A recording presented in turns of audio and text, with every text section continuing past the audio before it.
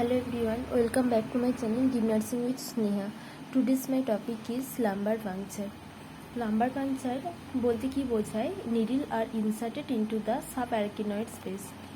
Lumbar puncture হচ্ছে subarachnoid space যখন needle insertion করা হয়। তাহলে subarachnoid spaceটা কি? স্পাইনাল কর্ড বা ব্রেনে ডুরামেটার অর অ্যারাকনয়েড ম্যাটারের মাঝের স্পেসটাকে বলা হয় সাবআরাকিনয়েড স্পেস। তো ওখান পর্যন্ত নিডল ইন্সপিরেট করে বা নিডল ইনসারশন করে ওখান থেকে যে স্পাইনাল ফ্লুইড সিএসএফ কালেক্ট করা হয় সেটাই হচ্ছে লাম্বার পাংচার।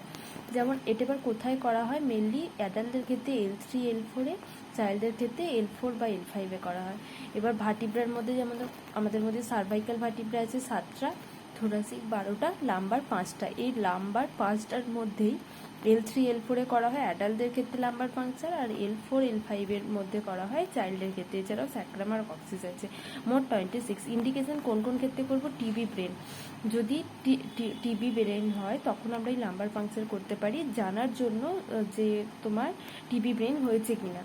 এছাড়াও মেনিনজাইটিসের ক্ষেত্রে লাম্বার পাংচার করা হয়, ব্লিডিং ইন ব্রেন এইসব ক্ষেত্রে করা হয়। আর কি হচ্ছে মাইলোগ্রাফি, এটা কি তোমার ড্রাই অ্যাডমিনিস্টার করা হয়, মানে লাম্বার পাংচার করে যায় ড্রাই অ্যাডমিনিস্টার করে তোমার স্পাইনাল কর্ডের ভেতরে এটা জানা যায়, ছবিটা তোলা যায়, সেটা হচ্ছে মাইলোগ্রাফি। এটা আর এর প্রেসার কত? 5 to 15 mm/Hg। লাম্বার পাংচার নিডলকে হলো নিডলও বলা হয়। কি পজিশন?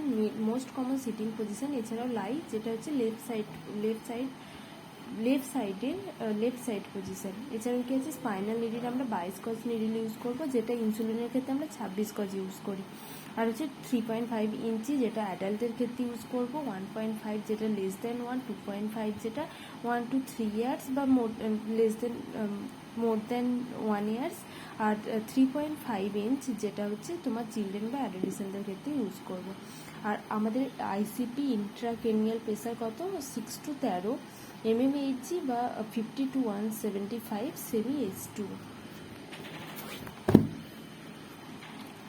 এবার আমরা কি জানবো? সিএসএফ এক্সামিনেশন, মানে আমাদের সেরিব্রোস্পাইনাল ফ্লুইড যেটা, সেটা হচ্ছে একটা লিকুইড, ক্লিয়ার লিকুইড, যেখানে প্রোটিন আছে 30 to 45 ml, যেখানে ভাইরাল আর ব্যাকটেরিয়াল ইনফেকশনের ক্ষেত্রে প্রোটিন বেড়ে যায়, আর সুগার হচ্ছে 45 থেকে 60, যেটা কমে যায় ভাইরাল বা ব্যাকটেরিয়াল ইনফেকশনের ক্ষেত্রে। এছাড়া ক্লোরাইড আছে 720 to 750 mm/Hg per 100 ml। Procedure কি? প্রথমে আমরা লোকেট করবো ওই স্পাইনাল লাম্বার পাংচারের সাইডটা, তারপর নিডল পয়েন্টটা আমরা নিডল পয়েন্ট করব, তারপর কি করব? সারফেসটা ক্লিন করব বিটাডিন দিয়ে, তারপর নিডল ইনসার্ট করব, এবং কি ওখান থেকে আমরা ফ্লুইড তোমার নেব।